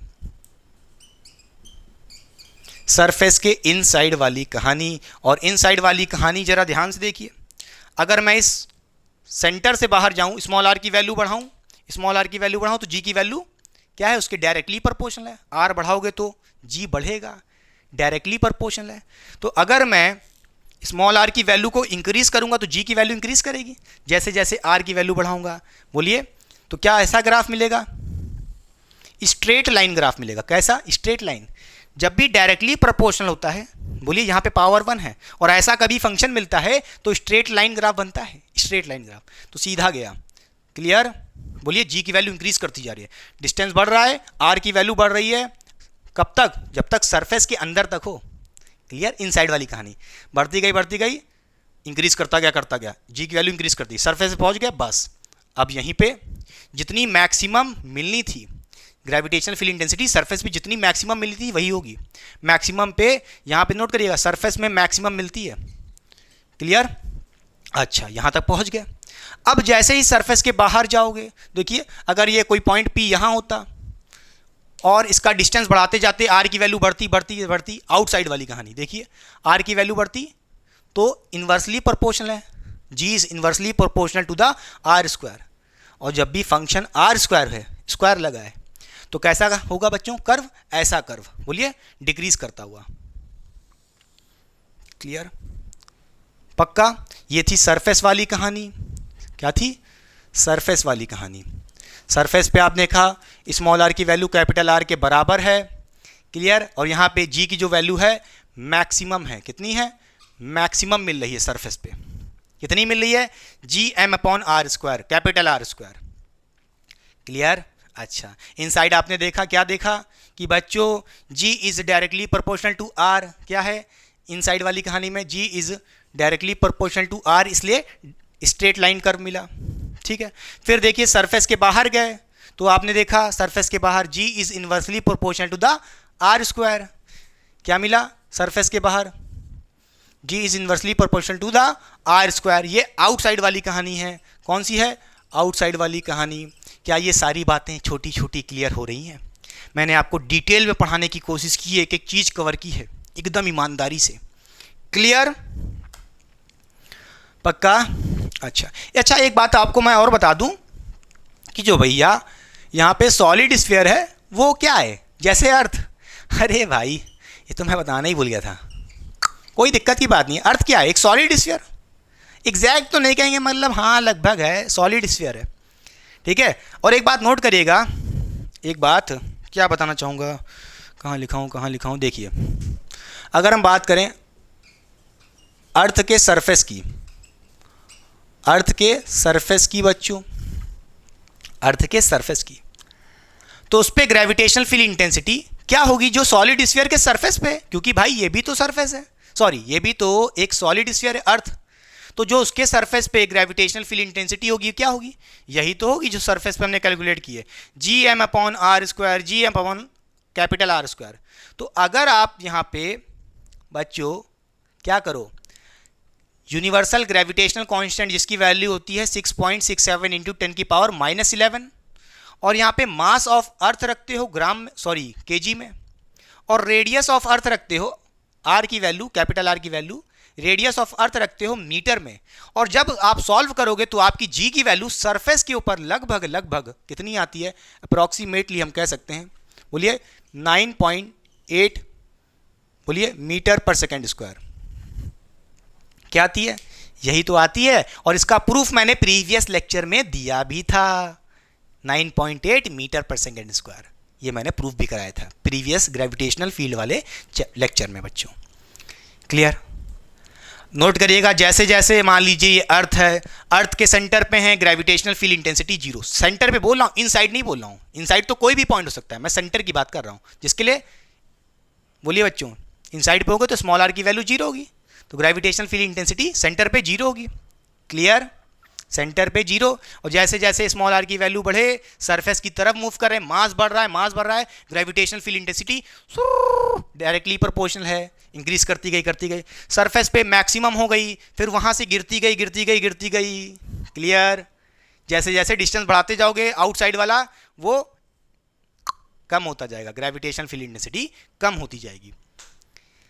क्लियर, अच्छा एक बात और बताना चाहूंगा, क्या बच्चों, देखिए बच्चों, आप चाहे इस पॉइंट से देखो, मान लो ये कोई पॉइंट है जो आउटसाइड है P, और एक कोई S पॉइंट है जो सरफेस पे है, ठीक है, आप किसी भी पॉइंट से देखो, हमेशा ग्रेविटेशनल फील्ड इंटेंसिटी क्या होगी, बोलिए, उस पॉइंट से टुवर्ड द सेंटर, उस पॉइंट से toward the center of sphere, जो भी इसका सेंटर ऑफ मास होगा उसके टुवर्ड होगी, हाँ या ना। क्लियर हो रही बातें कि नहीं, अच्छा क्लियर हो रही बातें कि नहीं। और जो मैं पूछूं पोजिशनल वेक्टर यानी कि आर, जो आप डिस्टेंस लेते हो, अगर मैं पूछूं इसका डिस्टेंस हमने अगर मान ले आर, ठीक है, तो इस पोजिशनल वेक्टर का डायरेक्शन क्या होगा, यूनिट कैप हम मान सकते हैं, बोलिए यूनिट वेक्टर आर कैप, उसका कैसा होगा, इसको अगर ओरिजिन मान ले तो इस सेंटर से आउटवर्ड होगा, और ग्रेविटेशनल फील्ड इंटेंसिटी आउटवर्ड से टुवर्ड है, टुवर्ड द सेंटर है, तो इसका मतलब क्या है, अगर वेक्टर फॉर्म में लिखना चाहें तो हम हर फॉर्मूले में क्या करें, चाहे तो पहले आप कॉपी कर लिए, ठीक है, थोड़ी सी चीज बता रहे हैं, आपने जब बुक में देखा होगा तो यहाँ पे माइनस भी लगा होता है, क्या लगा होता है, माइनस भी लगा होता है, ये माइनस क्यों लगा है, ये बता रहा है कि भैया gravitational field intensity attractive nature की है और toward the center of sphere है। क्लियर, क्योंकि पोजिशनल वेक्टर क्या होता है, ओरिजिन से आउटवर्ड होता है, भैया पोजिशनल वेक्टर आर कैप इधर होगा, और बच्चों इस पॉइंट P पे ग्रेविटेशनल फील्ड इंटेंसिटी टुवर्ड होगी इस तरफ, देखिए आर कैप और G एक दूसरे के अपोजिट हैं, इसलिए यहां पे भी माइनस साइन लगा सकते हैं चाहे तो, वेक्टर फॉर्म में लिखना चाहे तो। क्लियर, बोलिए माइनस लगा दें और यहां पे आर कैप लिख दें ऐसे। क्लियर, समझ रहे हैं, क्योंकि पोजिशनल वेक्टर ऐसे है, उसके एंटी पैरेलल कौन है, ग्रेविटेशनल फील्ड इंटेंसिटी का डायरेक्शन, इसलिए यहां पे माइनस लगाए और साथ में डायरेक्शन लगाए पोजिशनल वेक्टर का आर कैप। नहीं मन है कोई दिक्कत की बात नहीं, चाहे तो आप यहां से आर कैप हटा लो, ठीक है, फिर माइनस भी हटा दो, ये हो गई मैग्नीट्यूड की बात। वेक्टर फॉर्म में वैसे लिखो जैसे बताया भी मैंने, सब में ऐसे कर सकते हो, यहाँ पे माइनस लगा दो, आर कैप लगा दो, बोलिए यहाँ पे भी माइनस लगा दो और आर कैप लगा दो। आर कैप क्या, एक यूनिट वेक्टर, सिर्फ डायरेक्शन बता रहा है। क्लियर, ये मैंने आपको बताई भी थी कि gravitational field intensity attractive in nature होती है, जिसके वजह से उसकी साइन की क्या होती है, माइनस में आता है। बोलिए, ग्रेविटेशनल फील्ड इंटेंसिटी मैंने आपको प्रीवियस लेक्चर में बताई भी थी, क्या होती है, -gm/r² होती थी अगर आपके पास कोई मास कैपिटल M है, ठीक है, ये माइनस अट्रैक्टिव नेचर बता रहा है। अगर वेक्टर फॉर्म में बताना है तभी माइनस लगाना और फिर यहाँ पे आर कैप दिखा देना। अगर ये मन नहीं कर रहा, आर कैप हटाओ, ये माइनस हटा दो। क्लियर, ये बन गया। सब में ऐसे कर सकते हो, आर कैप लगाओ, माइनस भी लगा देना बस। क्लियर, कंफ्यूज मत होइएगा, वरना ऐसे भी कंटिन्यू कर लो, कोई दिक्कत नहीं यार। बोलिए, हॉलोस्फीयर में भी ये चीज़ करना है आपको, कर सकते हैं मन है तो। साइड हो रहा हूँ, कॉपी करिए, फिर करते हैं इस पे बेस्ड कई सारे question. Hello hello hello hello hello hello hello.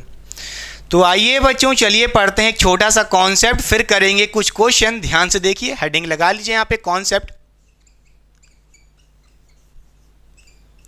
देखिए बच्चों, मान लीजिए हमारे पास यहाँ पे कई सारी ग्रेविटेशनल फील्ड लाइंस प्रेजेंट हैं। क्या प्रेजेंट हैं? कई सारी ग्रेविटेशनल फील्ड लाइंस प्रेजेंट हैं लेफ्ट टू राइट डायरेक्शन में। क्लियर? और इस ग्रेविटेशनल फील्ड लाइंस में हमारे पास एक छोटा सा मास स्मॉल m है, और मैं आपसे पूछूं what is the force acting on this mass which is placed in a gravitational field lines. तो मैंने आपको प्रीवियस लेक्चर में बताया था, हम जब किसी मास को ग्रेविटेशनल फील्ड लाइंस के अंदर रखते हैं या उसके इन्फ्लुएंस में जब कोई मास आता है तो उसके ऊपर क्या लगता है? ग्रेविटेशनल फोर्स लगता है, और उसका डायरेक्शन क्या होता है? In the direction of gravitational field lines. जिसका डायरेक्शन किस तरफ है बच्चों? लेफ्ट टू राइट है, तो इस पर क्या डायरेक्शन लगेगा ग्रेविटेशनल फोर्स का? In the direction of gravitational field lines. अब मैं पूछूं आपको कि भाई यहाँ पे F की वैल्यू कैसे निकालोगे? इस मास के ऊपर कितना फोर्स लग रहा है? तो नोट करिएगा, मैंने आपको प्रीवियस लेक्चर में बताया था, जो G होता था ग्रेविटेशनल फील्ड इंटेंसिटी, वो क्या होता था? वो होता था force acting per unit mass. इस मास के ऊपर कितना फोर्स लग रहा है उसी को हम बोलते थे gravitational field intensity, force per unit mass. Clear? यहां से आप F की वैल्यू निकाल सकते हो। F इक्वल्स टू क्या हो जाएगा? mg हो जाएगा। m को इधर भेज दिए, मल्टीप्लाई कर दिए g से, हमारे पास क्या आ जाएगा? Gravitational force F equals to mg। इसका मतलब क्या है कि भाई अगर हमें उस मास के ऊपर ग्रेविटेशनल फोर्स निकालना है तो कैसे निकालेंगे? उस मास को मल्टीप्लाई कर दो किससे? ग्रेविटेशनल फील्ड इंटेंसिटी से, जो उसके इन्फ्लुएंस में है। क्या ये बात समझ में आई कि नहीं? क्लियर? अच्छा, अब आइए करते हैं एक छोटा सा क्वेश्चन जो कि बहुत इंपॉर्टेंट है और एक बहुत ही बेसिक सा क्वेश्चन है, जिसकी हेल्प से आप एक अच्छे लेवल का क्वेश्चन करोगे। नेक्स्ट क्वेश्चन, आइए देखते हैं क्वेश्चन क्या है। यहाँ पे हमारे पास एक बड़ा सा मास है, कैपिटल M, ठीक है, और इस मास के सेंटर से मान लेते हैं हमारे पास एक छोटा सा मास है small m, small r distance पे। क्या? इस कैपिटल M मास के सेंटर से स्मॉल m मास का एक क्या है? छोटा सा मास है r डिस्टेंस पे, और ये मास क्या कर रहा है? इस बड़े से मास के सराउंड में क्या कर रहा है? एक सर्कुलर मोशन कर रहा है, गोल गोल। क्या कर रहा है? सर्कुलर मोशन कर रहा है। ठीक है, अब जब सर्कुलर मोशन करेगा, इसके पास कुछ ना कुछ वेलोसिटी होनी चाहिए। तो मान लेते हैं इसकी वेलोसिटी कैसे होगी? अलोंग द टेंजेंट होगी v। हमें यहाँ पे इस वेलोसिटी की वैल्यू निकालना है। Right the expression for the velocity of this small m मास, जो इस कैपिटल M मास के सराउंडिंग में क्या कर रहा है? सर्कुलर मोशन कर रहा है। क्लियर? अच्छा, अब नोट करिएगा, मैंने आपको सर्कुलर मोशन में बताया था, जब कोई बॉडी सर्कुलर मोशन करती है तो उस बॉडी के ऊपर क्या लगता है? Centripetal force toward the center of the circular path. ये स्मॉल m मास गोल गोल क्या कर रहा है? सर्कुलर मोशन कर रहा है, तो उस पर क्या लगेगा? एक सेंट्रीपिटल फोर्स। किस डायरेक्शन में? आउटवर्ड से toward the center of circular path. तो इस पर एक फोर्स लगेगा, क्या? Fc, जिसको हम बोलते हैं सेंट्रीपिटल फोर्स। अच्छा, एक बात और बताइएगा कि भाई सेंट्रीपिटल फोर्स होता क्या था? Net force toward the centre. इस मास पे जो क्या लग रहा है? सेंटर की तरफ फोर्स लग रहा है, उसी को हम बोलते थे सेंट्रीपिटल फोर्स। अच्छा, एक बात ये बताइए, जरा ध्यान से सुनिएगा, ये कैपिटल M मास इस स्मॉल m मास को अपनी तरफ अट्रैक्ट करेगा टूवर्ड द सेंटर। वो फोर्स कौन सा होगा? ग्रेविटेशनल फोर्स, हाँ या ना?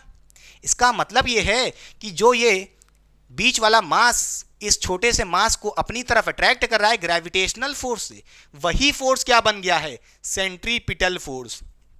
क्या? तो हम यहां से कह सकते हैं कि centripetal force Fc equals to gravitational force Fg। क्लियर? अरे भाई, मैंने आपको बताया था कोई भी फोर्स सेंट्रीपिटल फोर्स बन सकता है, बस कंडीशन एक है, net force toward the centre. Net force toward the centre क्या होगा बच्चों? Gravitational force. ये कैपिटल M मास इसको अपनी तरफ अट्रैक्ट कर रहा होगा Fg फोर्स से, और वही बन गया Fc।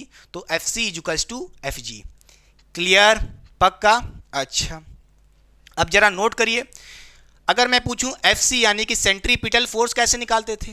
भाई मास है स्मॉल m, डिस्टेंस है सेंटर से बच्चों r, तो सेंट्रीपिटल फोर्स कैसे निकालते थे? Fc, मास है m, वेलोसिटी का स्क्वायर कर देंगे अपॉन r। देखिए mv स्क्वायर बाय r।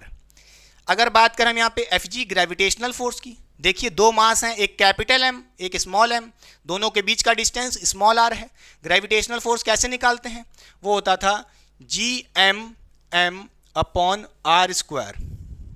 देखिए एक मास कैपिटल M है, दूसरा स्मॉल m है, दोनों का प्रोडक्ट कर दिया, ठीक, और G से मल्टीप्लाई अपॉन r स्क्वायर। यही होता था ग्रेविटेशनल फोर्स निकालने का तरीका।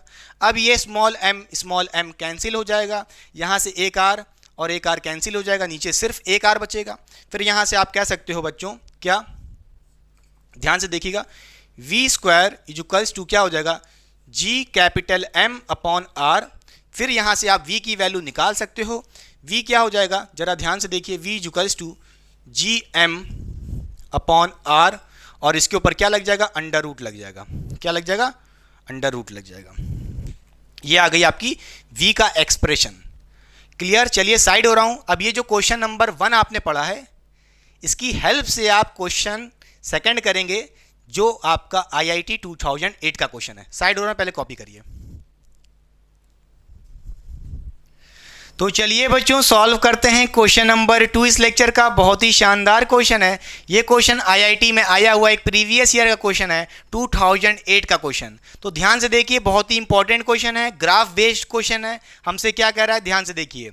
A spherically symmetric gravitational system of particle has mass density rho is equals to, हमसे कह रहा है कि रो यानी कि मास डेंसिटी कैसे वेरी कर रही है। भाई मास डेंसिटी हमारी रो नॉट है फॉर जब आपकी स्मॉल आर की value less than capital R है या उसके इक्वल है। अच्छा, इसका मतलब क्या हुआ, आइए समझाते हैं। देखिए बच्चों, हमसे कह रहा है कि हमारे पास एक सॉलिड स्फीयर है।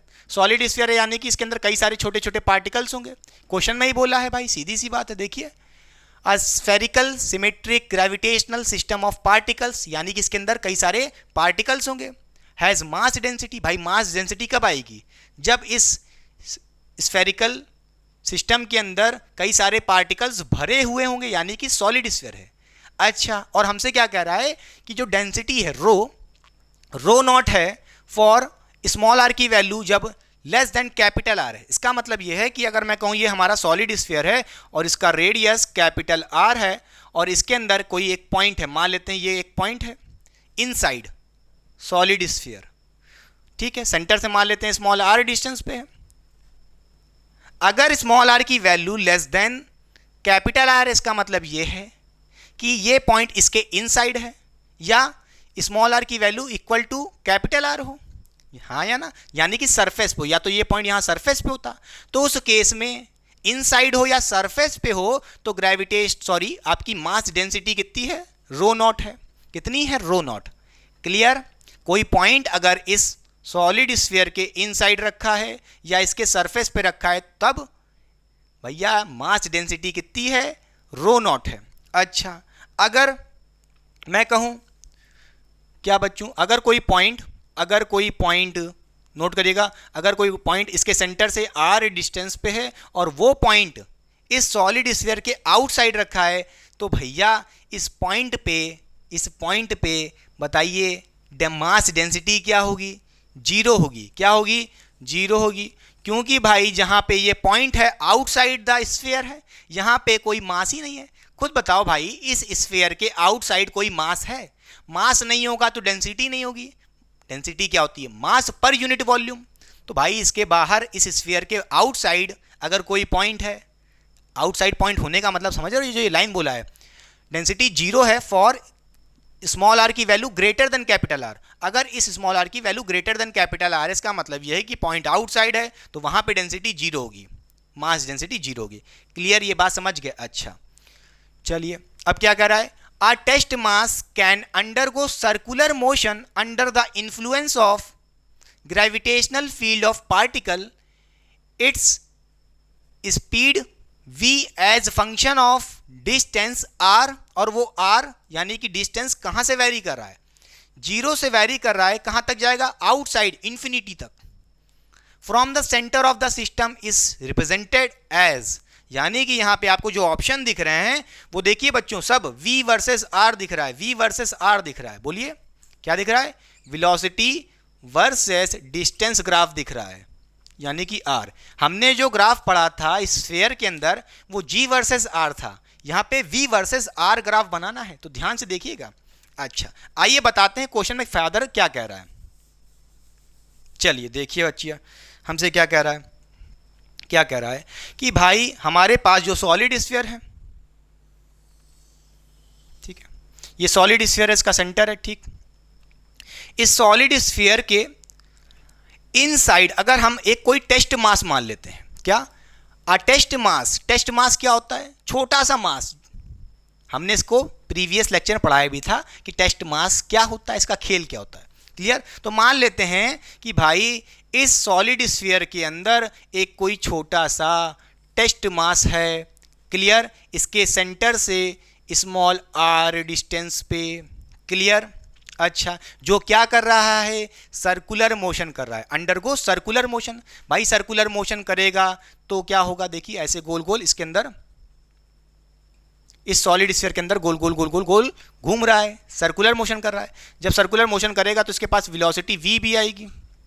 अच्छा ठीक है, v भी आएगा और हमें इसी v वर्सेस r का ग्राफ प्लॉट करना है बच्चों। अच्छा ये कौन सी कहानी है बच्चों, जल्दी बताइए, इनसाइड वाली कहानी है। कौन सी कहानी है, इनसाइड वाली कहानी है। अगर मैं पूछूं inside the solid sphere gravitational field intensity क्या होगी, इस टेस्ट मास पे ग्रेविटेशनल फील्ड इंटेंसिटी क्या लग रही होगी। अरे टेस्ट मास भूल जाओ, समझो एक पॉइंट रखा है r डिस्टेंस पे, क्लियर। तो आपने सॉलिड स्फीयर के इनसाइड ग्रेविटेशनल फील्ड इंटेंसिटी क्या कैलकुलेट की थी, याद करिएगा बच्चों, g इक्वल्स टू क्या होता था, 4/3 g रो पाई r, ये होता था कि नहीं होता था, होता था भाई, ठीक है। नोट करिएगा 4/3 g और रो पाई कांस्टेंट है भाई, पाई तो कांस्टेंट है, 4/3 g ये भी कांस्टेंट है। रो की बात करें हमसे कह ही दिया वेयर रो नॉट, जो मास डेंसिटी है रो नॉट, यहाँ तो चाहे लिख लो रो नॉट, ठीक है, वो क्या है, कांस्टेंट है भाई। इनसाइड आपको बताया नहीं था, कांस्टेंट है, रो नॉट है, क्लियर। जब तक आप इस स्फीयर के इनसाइड हैं मास डेंसिटी चेंज नहीं हो रही। तो यहाँ पे हम क्या कहेंगे, 4/3 रो नॉट पाई, ये चीज जो है एक कांस्टेंट है, के मान लें, इसकी जगह के मान लेते हैं, कांस्टेंट है कोई, तो हम यहाँ पे इसकी जगह के मान लेते हैं, तो हो जाएगा g इक्वल्स टू के आर। इनसाइड वाली कहानी ये हो गई, क्लियर। बोलिए बच्चों। अच्छा अब जरा ध्यान से देखिए, मैं पूछूं इस मास के ऊपर, इस टेस्ट मास के ऊपर ग्रेविटेशनल फोर्स लग रहा होगा। ग्रेविटेशनल फोर्स कैसे निकालना सिखाया था, याद करिए, एक और फॉर्मूला था, Fg इक्वल्स टू mg। देखिए बच्चों इस टेस्ट मास के ऊपर क्या लग रहा होगा, ग्रेविटेशनल फील्ड इंटेंसिटी। देखिए अंदर कई सारे पार्टिकल्स हैं, देखिए अंदर कई सारे पार्टिकल्स हैं, ये पार्टिकल क्या कर रहे होंगे, इस मास को अपनी तरफ अट्रैक्ट कर रहे होंगे, उस पर ग्रेविटेशनल फील्ड इंटेंसिटी लगा रहे होंगे, किस डायरेक्शन में, toward the centre, toward the centre, ठीक है। इसका मतलब क्या है, इस मास के ऊपर gravitational field intensity g act कर रही है। जिस मास के ऊपर gravitational field intensity g act करती है, अगर हम उसको, उस मास को मल्टीप्लाई कर दें g से, तो क्या बन जाता है, ग्रेविटेशनल फोर्स m इंटू जी। हाँ इस मास के ऊपर ग्रेविटेशनल फोर्स कितना लग रहा होगा, mg, क्लियर। चलिए ठीक है, कोई दिक्कत की बात नहीं है। अच्छा अब जरा ध्यान से देखिए, यहाँ पे हम क्या कह सकते हैं, g की वैल्यू हमें पता है kr है, रख देते हैं यहाँ पे, क्या रख देते हैं, बोलिए, यहाँ पे m है और g की वैल्यू क्या है बच्चों, kr है, ठीक है। तो यहाँ से हम कह सकते हैं Fg कितना गया, ग्रेविटेशनल फोर्स mkr, क्लियर। अच्छा और आपको मैंने बताया था अगर कोई बॉडी क्या कर रही है, बताइए, गोल गोल घूम रही है, सर्कुलर मोशन कर रही है, तो उसके पास क्या लगता है, सेंट्रीपिटल फोर्स, क्या लगता है, centripetal force Fc, toward the centre, toward the centre, clear. अच्छा और मैंने आपको बताया था जो सेंट्रीपिटल फोर्स होता है वही क्या होता है, ग्रेविटेशनल फोर्स। अभी जस्ट क्वेश्चन नंबर 1 में इसीलिए कराया था, बोलिए जब कोई बॉडी सर्कुलर मोशन करती है तो उस पर क्या लगता है, सेंट्रीपिटल फोर्स। क्लियर। बोलिए इस मास के ऊपर अंदर की तरफ ग्रेविटेशनल फोर्स लग रहा होगा और वही ग्रेविटेशनल फोर्स सेंट्रीपिटल फोर्स बन गया होगा। तो हम कह सकते हैं F C equals to F G. भाई सेंट्रीपिटल फोर्स कैसे निकालते हैं, मास है m, उसका रेडियस कितना है बच्चों, स्मॉल r। क्लियर। तो हम कह देंगे m v square by r equals to F C ये हो गया, एफ जी कितना है m के r, क्या है m के r। यहां से देखिए m से m मर जाएगा और यहां से भेज दोगे r स्क्वायर हो जाएगा, तो क्या कहोगे v square equals to m के r स्क्वायर। फिर दोनों तरफ अंडर रूट ले लेना, क्या आ जाएगा, बोलिए k को भूल जाओ, आप कह सकते हो v is directly proportional to small r, क्या आ जाएगा इनसाइड। बोलिए इनसाइड वेलोसिटी का रिलेशन क्या मिल रहा है डिस्टेंस से, velocity is directly proportional to r। Clear. बोलिए क्या मिल रहा है inside, v directly proportional to r। Clear. अच्छा बच्चों मिटा दें, पहले कॉपी कर लीजिए, इतना हो गया पक्का। चलिए क्या मिला है जरा ध्यान से देखिए, हमें क्या मिला। अगर हम बात करें इनसाइड की कहानी की, इनसाइड कहानी की बात करें तो आपने देखा वहाँ पे क्या मिल रहा है, v directly proportional to small r, ये रिलेशन मिल रहा है। ठीक है, तो इस हिसाब से कौन सा ऑप्शन हो सकता है, चलिए देखते हैं पहले। ऑप्शन नंबर ए, यहाँ पे भी देखिए दिख रहा है v वर्सेस r को देखिए, यहाँ पे आप देख रहे हैं ऐसे वाला लाइन, स्ट्रेट लाइन ग्राफ मिल रहा है, इसका मतलब क्या है, v directly proportional to r, ये ऑप्शन नंबर ए हो सकता है, हो सकता है। उसके बाद देखिए कांस्टेंट है, कांस्टेंट कैसे सकती है, चलिए अभी देखते हैं, ये भी हो सकता है। बी वाला ऑप्शन तो हो ही नहीं सकता, इसमें देखिए स्ट्रेट लाइन ग्राफ तो मिल ही नहीं रहा है। ठीक, सी वाले को देखिए ये भी हो सकता है, इसमें देखिए स्ट्रेट लाइन ग्राफ मिल रहा है, क्योंकि यहाँ पे देखिए v directly proportional to r, यहाँ पे भी दिख रहा है। अच्छा यहाँ देखिए, यहाँ तो कांस्टेंट है, वेलोसिटी कांस्टेंट है डिस्टेंस के, ऐसे ये ग्राफ तो हो ही नहीं सकता, ये भी नहीं हो सकता, ये भी नहीं हो सकता। बचा सी और ए, अब इनमें से कौन होगा, ध्यान से देखते हैं। चलिए आउटसाइड वाला भी देखना पड़ेगा इसके लिए, तो आइए देखते हैं आउटसाइड वाली कहानी। चलिए फिर से डायग्राम बनाते हैं एक बार फिर से, ठीक डाल दें। चलिए बच्चों ये हमारा सॉलिड स्फीयर था, इस सॉलिड स्फीयर के बोलिए आउटसाइड एक क्या रखा है, टेस्ट मास रखा है। क्लियर, मान लेते हैं स्मॉल r डिस्टेंस पे रखा है इसके सेंटर से। ये क्या कर रहा है, सर्कुलर मोशन कर रहा है, क्या कर रहा है भाई, कुछ ज़्यादा ही बड़ा बन गया। ठीक है, क्या कर रहा है, सर्कुलर मोशन कर रहा है, इसके पास कुछ वेलोसिटी होगी v। क्लियर।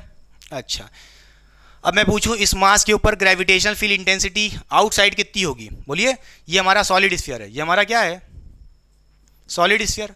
सॉलिड स्फीयर के आउटसाइड ग्रेविटेशनल फील्ड इंटेंसिटी क्या मिलती है, बोलिए इस मास के ऊपर, या कह लो पॉइंट के ऊपर, वो पॉइंट कितना दूर है, स्मॉल r। तो हम कह सकते हैं कि भैया उस पर ग्रेविटेशनल फील्ड इंटेंसिटी कितनी मिल रही होगी, बोलिए क्या होगा। आपने पढ़ी थी आउटसाइड क्या होती थी, वो होती थी G M upon small r का स्क्वायर। अब देखिए जी एम मास जो सॉलिड स्फीयर का होगा उससे मुझे कुछ मतलब नहीं, कांस्टेंट होगा, जी एम कांस्टेंट ही होगा, तो उसको भूल जाओ, इसकी जगह कांस्टेंट लिख सकते हैं। तो हम कहेंगे जी इक्वल्स टू के बाय r स्क्वायर, ये हो गया। अच्छा इस फोर्स के ऊपर, इस मास के ऊपर ग्रेविटेशनल फील्ड इंटेंसिटी इस डायरेक्शन में है, तो इस पर gravitational force F G equals to M G, इधर क्या लग रहा होगा, ग्रेविटेशनल फोर्स, हाँ या ना। अरे भाई ये मास किस में प्लेस्ड है, ग्रेविटेशनल फील्ड इंटेंसिटी में, ग्रेविटेशनल फील्ड। अरे खुद सोचो, ये मास ग्रेविटेशनल फील्ड जनरेट करा होगा ऐसे, तो इस पर क्या लगेगा, एक ग्रेविटेशनल फोर्स, वो फोर्स क्या होगा, बोलिए एफ जी इक्वल्स टू क्या होगा, एम जी। ठीक है, इसका मास m है, रख दिया, g कितना है, k बाय आर स्क्वायर, तो m k by R square हो गया। ठीक, ये आ गया एफ जी की वैल्यू, बोलिए। अच्छा क्लियर। अब देखिए इस पे एक सेंट्रीपिटल फोर्स भी लग रहा होगा एफ सी, और वही सेंट्रीपिटल फोर्स कौन बना रहा होगा, ग्रेविटेशनल फोर्स। ग्रेविटेशनल फोर्स ही तो सेंट्रीपिटल फोर्स बन रहा है। Clear, net force toward the centre, इस मास पे क्या लगा रहा होगा, एक ग्रेविटेशनल फोर्स, और जब कोई बॉडी सर्कुलर मोशन करती है तो उस पर जो नेट फोर्स लगता है वही सेंट्रीपिटल होता है। यानी कि ग्रेविटेशनल फोर्स ही सेंट्रीपिटल फोर्स है। क्लियर? तो हम कह सकते हैं कि भैया F C equals to F G. Clear? तो यहाँ से देखिए इस मास के ऊपर सेंट्रीपिटल फोर्स कितना लग रहा होगा, वो बच्चों बताइए कितना होगा। M V by R equals to F G. F G कितना है, एम के बाई आर स्क्वायर। कितना है, एम के by small R square. Clear? अब यहाँ से एम एम कैंसिल कर दो, क्या हो जाएगा जरा ध्यान से देखिए, आर से आर कट जाएगा, सिर्फ यहाँ पे आर बचेगा। वी स्क्वायर इक्वल्स टू के बाय आर बचेगा। क्या बचेगा बोलिए बच्चों, वी स्क्वायर इक्वल्स टू के बाय आर बचेगा। फिर यहाँ से आप कह सकते हो बोथ साइड अंडर रूट ले लो, नहीं हाँ अंडर रूट ले लो तो क्या हो जाएगा, आप यहाँ से कहोगे कि जो v is inversely proportional to किसके, अंडर रूट ऑफ डिस्टेंस यानी कि r। क्लियर? ये रिलेशन मिल रहा है। क्लियर? ये मिल रहा है। इनसाइड देखा v directly proportional to r है, और आउटसाइड क्या देख रहे हो, आउटसाइड क्या देख रहे हो, v inversely proportional to under root r। इसका मतलब क्या है, इसका मतलब यह है कि अगर यहाँ पे r बढ़ाओगे, इस स्फीयर के आउटसाइड जाओगे तो ये वेलोसिटी कम होगी, डिक्रीजिंग ग्राफ। कैसा? Decreasing graph. तो देखिए हमारे पास कौन कौन से ऑप्शन तो हट ही गए थे, बी और डी। अब ए और सी को देखिए। हाँ भाई इनसाइड देखा डायरेक्टली प्रोपोर्शनल है, वी डायरेक्टली प्रोपोर्शनल, ये भी वी डायरेक्टली प्रोपोर्शनल। हमने फिर देखा आउटसाइड वाली कहानी, आउटसाइड में आर बढ़ाने पे, डिस्टेंस बढ़ाने पे वेलोसिटी कम हो रही है। वो भी कैसे, देखिए यहाँ पे अगर फंक्शन देखो आर की पावर हाफ होगा तो उस हिसाब से कौन सा ग्राफ बनेगा, ये कर्व वाला डिक्रीजिंग। ठीक है? तो देखिए ये होगा, यहाँ पे देखिए आप आउटसाइड, ये सरफेस हो गया, सरफेस के बाहर जा रहे हैं तो देखिए वहाँ पे कांस्टेंट हो गया वेलोसिटी। वेलोसिटी कांस्टेंट थोड़ी ना हो रही है, देखिए क्या हो रही है, सरफेस के बाहर जा रहे हो तो डिक्रीज कर रही है, इन्वर्सली प्रोपोर्शनल है ना, देखिए फंक्शन को, तो यही ग्राफ होगा। तो हम कह सकते हैं कि ऑप्शन नंबर सी करेक्ट होगा और ए गलत होगा। क्लियर? हमारा कौन सा ऑप्शन सही है, सी वाला। साइड हो रहा हूँ, कॉपी करिए, बहुत ही इंटरेस्टिंग क्वेश्चन था। तो बच्चों ये था पूरा ओवरऑल लेक्चर जिसमें मैंने सारे कॉन्सेप्ट क्लियर करने की कोशिश की है। सब कुछ बेसिक से एडवांस लेवल तक के सारे कॉन्सेप्ट डिटेल में समझाया है। तो चलिए ख़त्म करते हैं इस लेक्चर को एक शायरी से, ध्यान से सुनिएगा बच्चों। पल पल रोए जिस पल के लिए, वो पल भी आया कुछ पल के लिए, सोचा उस पल को रोक लूं हर पल के लिए, पर वो पल भी ठहरा कुछ पल के लिए। तो चलिए पढ़ाई करते रहें। All the very best. मिलते हैं नेक्स्ट लेक्चर में। Till then tata bye, see you.